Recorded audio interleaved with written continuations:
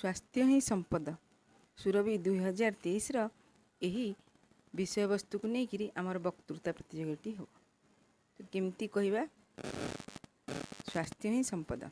सम्माननीय सभापति महोदय, पूज्य गुरुजी गुरुमा वृंद, मोर आदरर सान बड़ भाई भौणी मैंने, आज मु एठारे स्वास्थ्य ही संपद विषय किछि कहबाकू सुजोग पाइथिबारु निजको धन्य मने करुछि।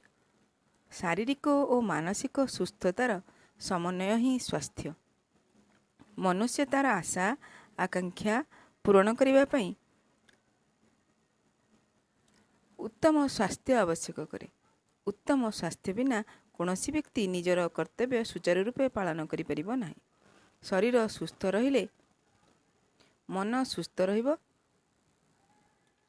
तेणु स्वास्थ्य ही संपद, अर्थात उत्तम स्वास्थ्य ही प्रकृत रे मनुष्य जीवनर अमूल्य संपद। जड़े व्यक्ति बहु संपत्तिर अधिकारी न होई मध्य सुखरे बंची परिबो, किंतु बहु संपत्तिर अधिकारी होई मध्य जदि स्वास्थ्य भल नहीं तेबे आमे सुख और शांति रे बंची परिबा नहीं। तेणु स्वास्थ्य आमर अमूल्य संपद हेतु तार जत्न नेबा आमर कर्तव्य।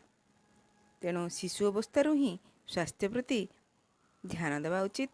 उत्तम स्वास्थ्यवान शिशु ही आगामी भविष्य रे उत्तम स्वास्थ्यवान व्यक्ति होई परिबो।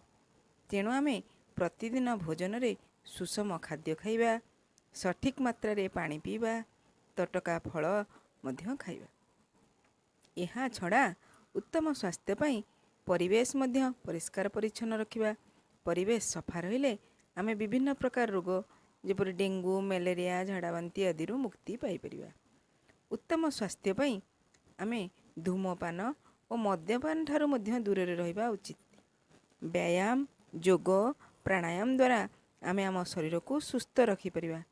उत्तम स्वास्थ्य पई आमर दैनंदिन जीवन श्रृंखलित हेबा उचित, अर्थात स्नान, भोजन, शयन और शଯ୍या त्याग समय अनुसार करवा उचित। तेणु इंग्लिश रे गोटे प्रोवर्ब अछि, रूढ़ी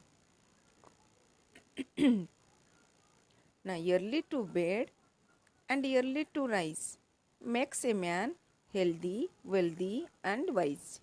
तेणु स्वास्थ्य प्रति केबे भी अवहेला करिबा नाही, नचेत रोगग्रस्त हेबा।